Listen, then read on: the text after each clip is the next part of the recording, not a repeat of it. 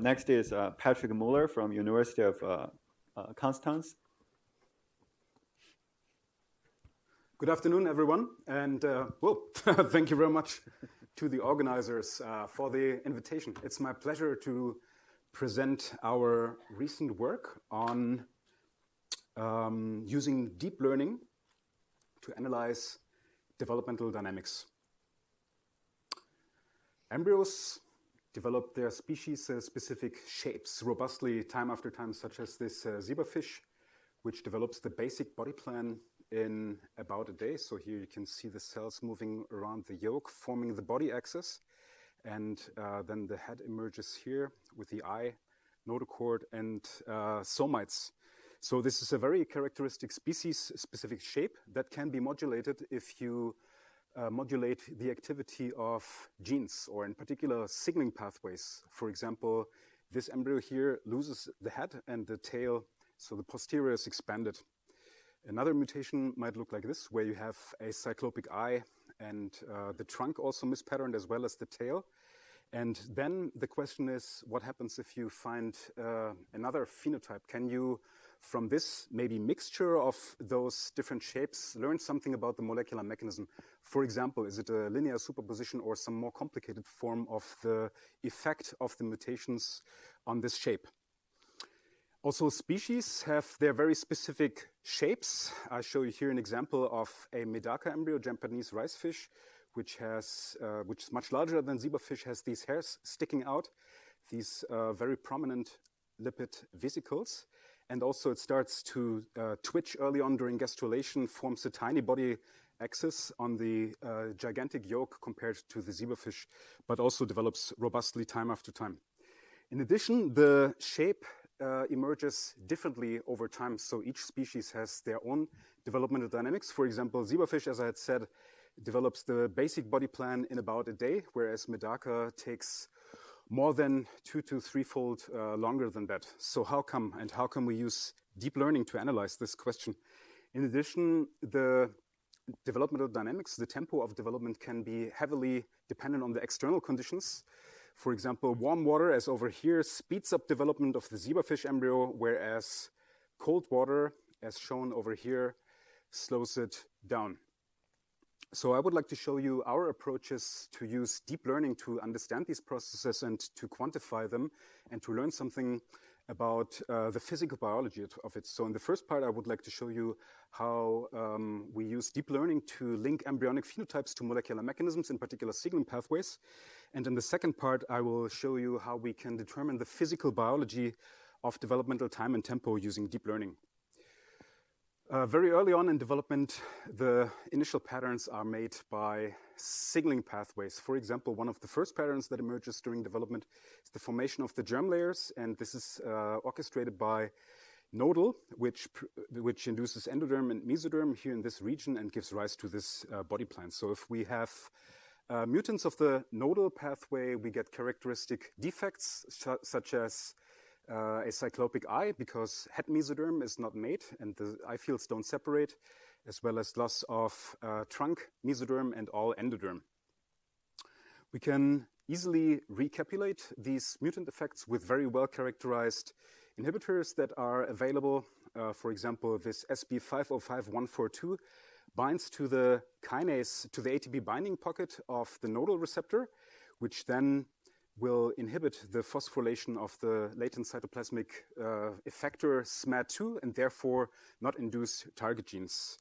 So this phenotype that we get from the chemical treatment looks very similar to the mutant, which we wanted to use to rapidly scale up the image database that we could use to train a deep learning model to recognize these phenotypes.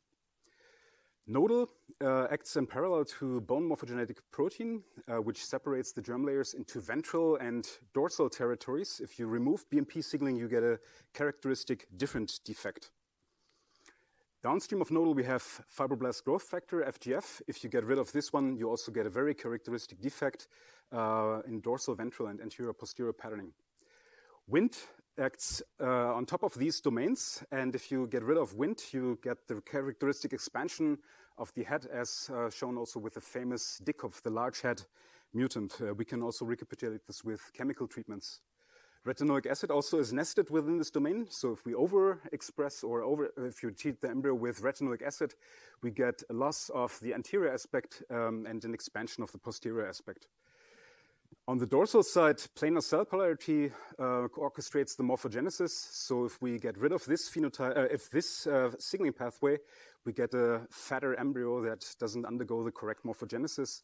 And finally, here on this, projected onto this early embryo is the activity of sonic hedgehog, which is one of the later acting signaling pathways.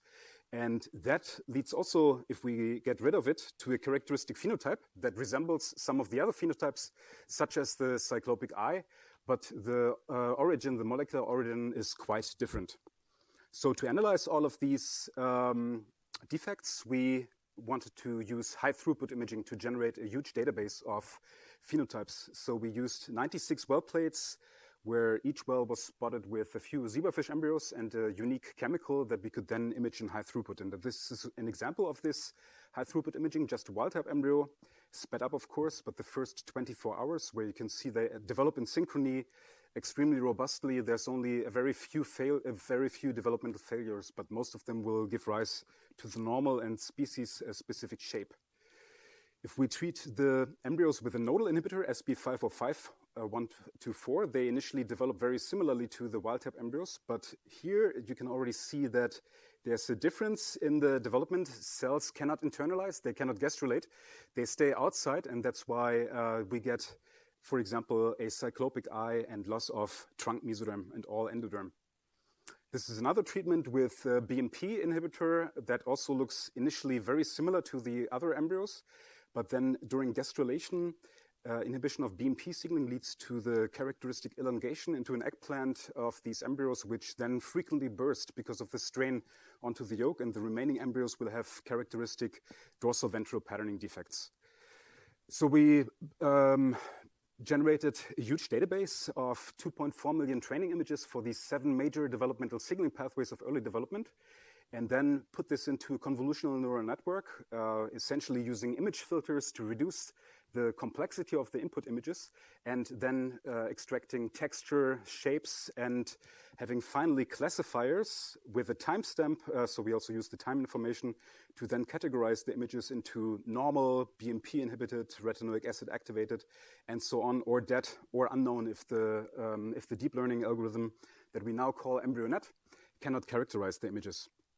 So how good is EmbryoNet? We wondered, and had then a little challenge with 100 independent images that did not go into the training, and we gave to different assessors. So this covered the whole spectrum of phenotypic classes that we had.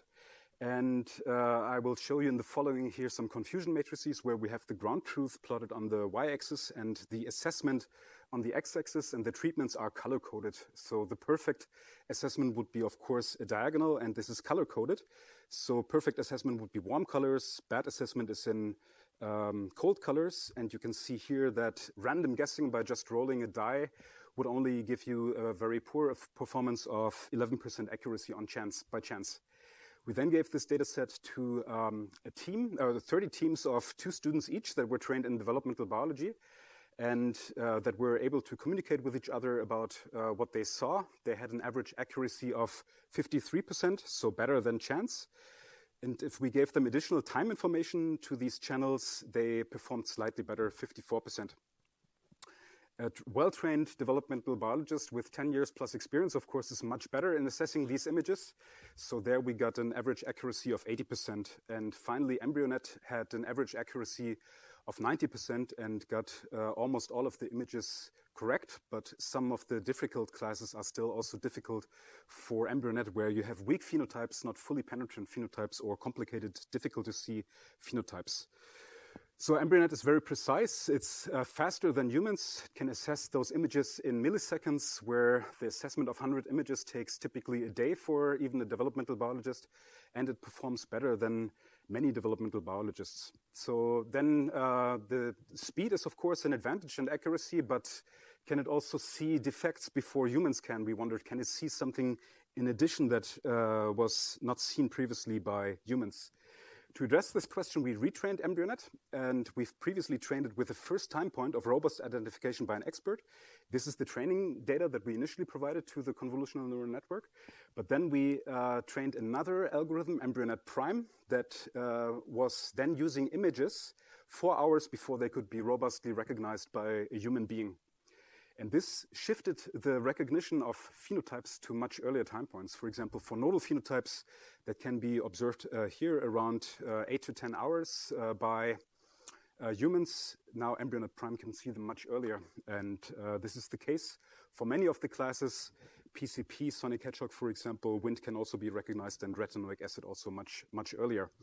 So EmbryoNet Prime is also able to identify phenotypes before a human can see them. We then want to use this for a drug screen to see if we can identify molecules that have the same effect as these signaling pathways. So we used a drug library with 1,500 bioactive and FDA-approved compounds and performed this drug screen and had the images, the time course images, classified by EmbryoNet Prime. Here's the example of such a screen. It's very low resolution, of course, but if you look carefully, you can see embryo development, and you can see, for example, in this well, this drug leads to the disintegration of embryos, whereas these guys develop normally, and these guys over here will have patterning defects. For example, they cannot move. These guys will start twitching very soon once they have the basic body plan. But these guys are mispatterned and cannot do the twitching, and are therefore also recognized as phenotypes by EmbryoNet Prime. We identified many interesting new compounds with new effects on signaling pathways, such as simvastatin. This categorized the treated embryos into the FGF class that you can see here. And simvastatin is a compound that is normally used to lower cholesterol level, for example, after heart infarction. And this association with FGF signaling in zebrafish embryos had previously not been made. So when we repeat these experiments, for example, with simvastatin 20 micromolar, independently synthesized, we can nicely recapitulate the phenotypes. And we see this even at the molecular level. So downstream of FGF is phosphorylated ERK, which is here in this mesodermal domain present normally in the embryo. And simvastatin severely reduces the activity, which is also quantified over here. We also found other statins that have the same effect in the library, such as atorvastatin, lovastatin, which had effects down to 0.4 micromolar, which is presumably the concentration that also human patients take. All right, in the second part, I would like to show you another approach how we can determine the physical biology of development time and tempo after we looked at shapes of embryos. To assess this, we used a different architecture with unsupervised learning. So this is a TwinNet Siamese network architecture that's also had previous applications in security verification tasks. So these are two convolutional networks with shared weights that then calculate a distance measure of the images in cosine similarity and allow you to assess how similar these two embryos from different stages are. The idea is to use a query. So for example, you might have this stage, and then you can calculate the similarity to a reference sequence and ask where is it most similar. So it will have the most similarity for a specific characteristic stage. The similarity will then decay, and where the peak is, this is probably where the embryo comes from and the real stage of the embryo. So when we do this in a larger scale, plot the query embryo time against the reference embryo time, we can find the predictions of the twin network nicely overlap with the linear predicted expected ground truth. So we can have now a tool to stage embryos with minute precision, actually. This allows us to address how fast embryos develop and, for example, how fast they develop as a function of temperature exposure. So here we have, for example, a zebrafish embryo exposed to a certain temperature, and we can compare to the reference temperature, 28.5, various different stages, and then calculate the real biological age compared to the chronological age. here's an example of 26.5, 28.5, 31.5, and you can see that the cold-treated embryos have a decreased slope compared to the warm-treated embryos, which develop much faster than the 28 degrees Celsius treated embryos.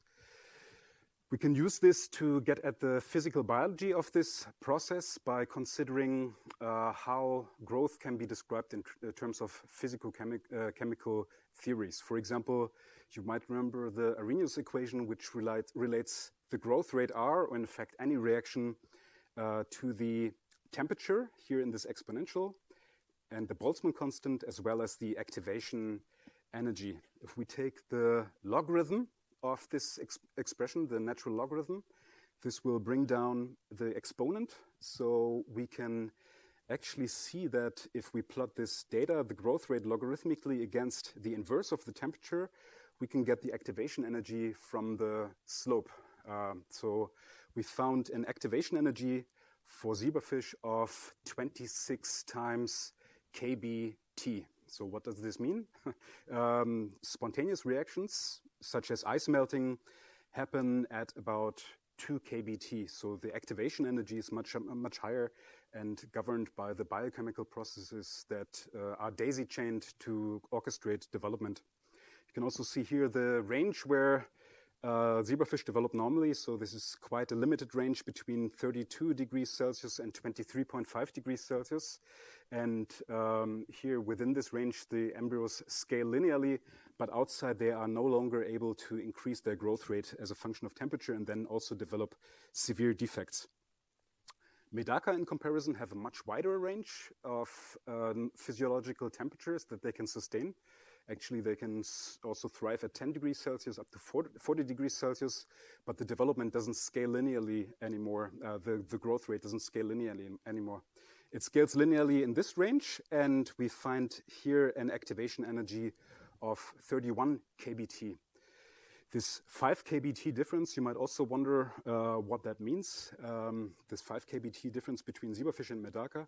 And this is typically the difference that you see for fast and slow enzyme reactions in vitro, and has maybe some explanatory power to explain the difference in developmental speed of the slow Medaka compared to the fast zebrafish.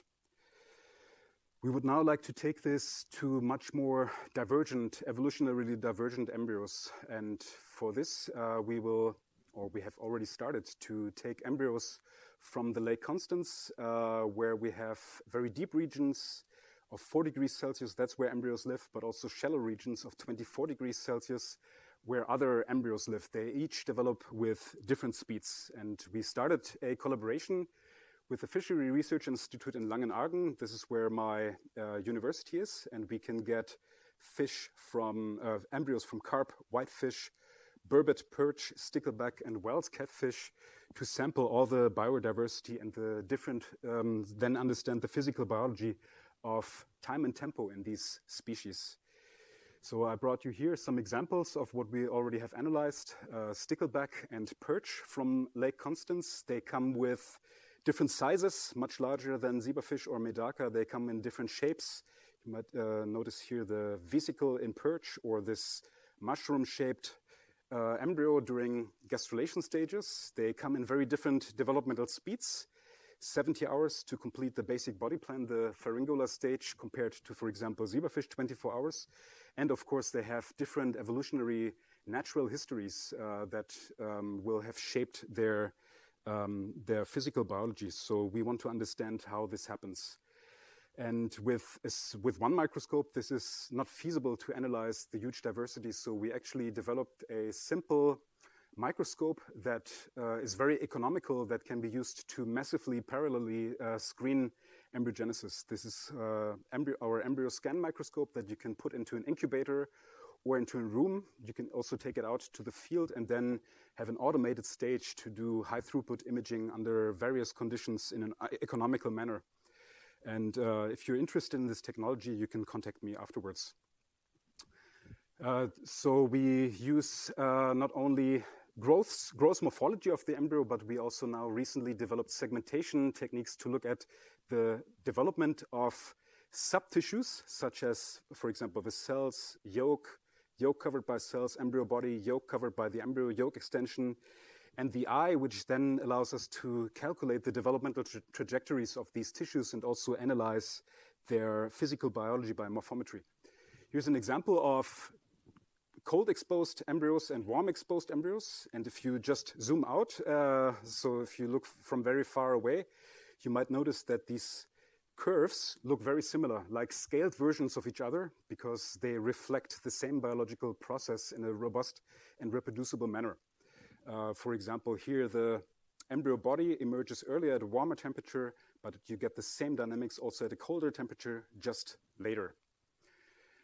Interestingly, when you do the real scaling by global minimization of the curves and overlaying them, you find that some of these features have the same dynamics in the normalized time, but some features at these extreme temperatures for a zebrafish embryo also go out of sync.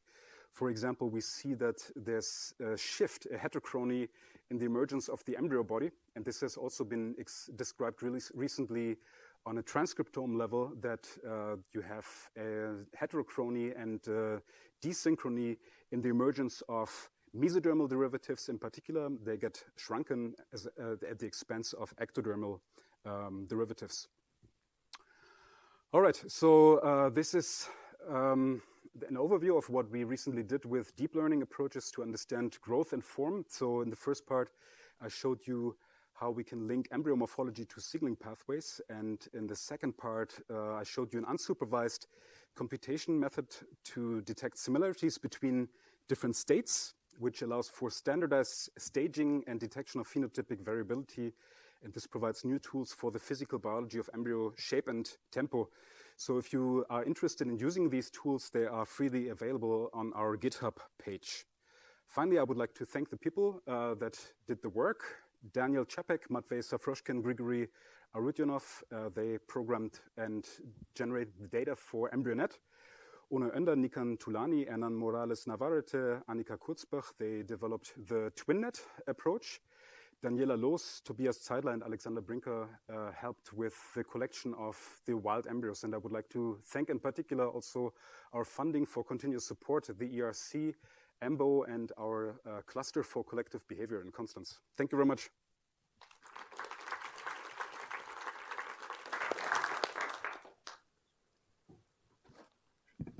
Yeah, so great talk. So I think I have one question for the first part, so the EmbryoNet. Yeah, so my question is that, so currently, so you make that as a 7 classification problem, right? So, and I think probably, so you just use the one image with the one time point for the input, or you did some kind of time series with multiple time point.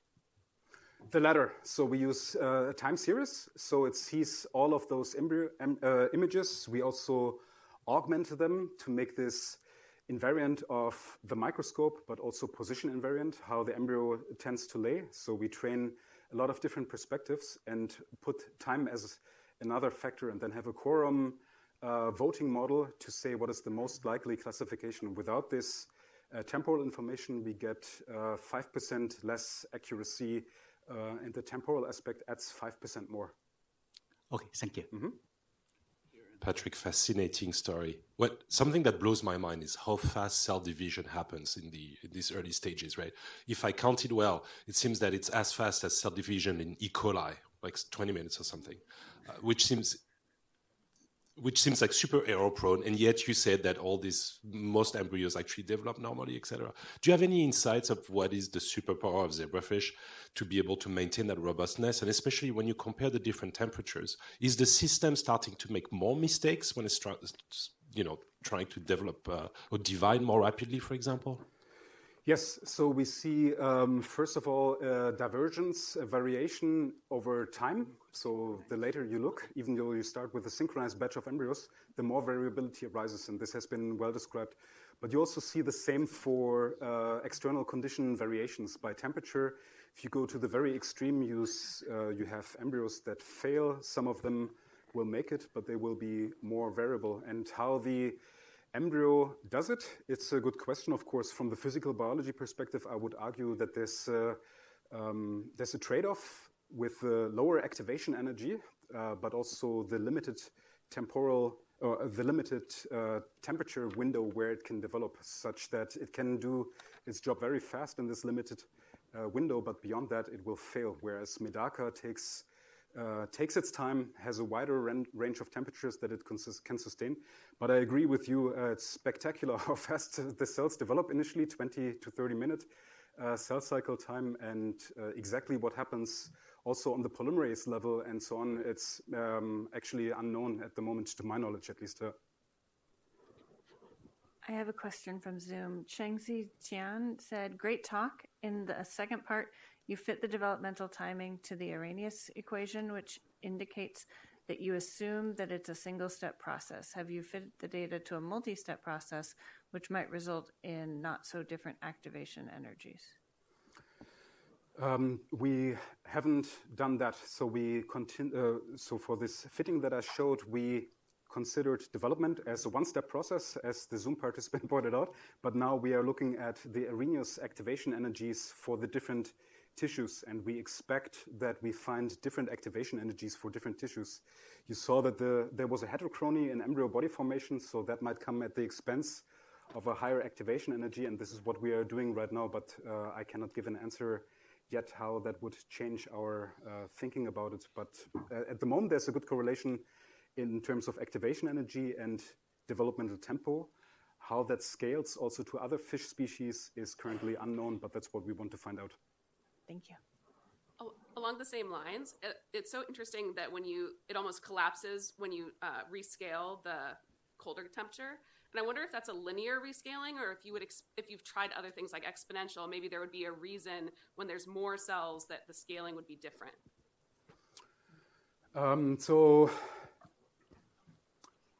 Was that just a linear rescaling? It was a linear rescaling, exactly. And if you go to the temperatures in 1 degree intervals next to the reference temperatures, there's actually a perfect overlay of the different trajectories. They have one single scaling factor, but it goes out of phase for these extreme temperatures. We also did a curve fitting with the individual curves compared to the global fitting, and we can then see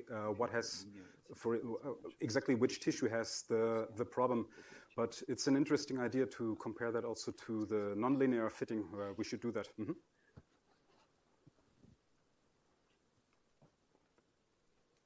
I guess I can take the opportunity to ask a question. There are a lot of things that they develop at different speed. They also seem to have very different size. I don't know, this is a very naive intuition, but looks like some of your fishes that develop slower seems to be bigger. So I'm just trying to get some speculation or intuition from you. How do I understand this activation energy?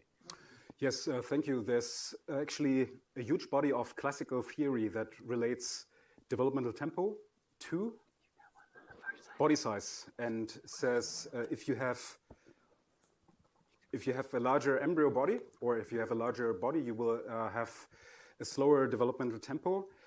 We find that this is actually not the case for some of the embryos. So we've looked at 6-7 different species so far, and one striking example is the burbot embryo, which develops at 4 degrees Celsius, so extremely cold, where normally our microtubules would already start depolymerizing, but they can still do their job. And amazingly, they do it almost as fast as zebrafish at these cold temperatures. So they are also larger than zebrafish, and I guess size cannot be the sole explanation for that. Reaction kinetics or degradation kinetics of proteins have also been postulated, and there's good evidence from stem cell culture and organoid systems. But again, if we compare the degradation kinetics in Medaka and zebrafish, we actually find that some of the morphogens are degraded faster in Medaka compared to zebrafish. So also this theory doesn't seem to hold. I think this abstract activation energy at the moment still has a very good explanatory power. I was curious if you went back to your drug screen to ask if you see heterochrony at the organ level or sub embryo level? We haven't done it, but that's a fantastic idea. The data is there and is still a great resource. It's also open source on Condata if you want to download the data, but we should use the segmentation net to look at potential heterochronies, or maybe also smaller tissue sizes, such as reduced eye sizes that we can now detect that were previously maybe too difficult for the deep learning network to see. This is a good idea. Excellent. Yeah, we will do that. All right, let's thank Patrick one more time. Mm-hmm.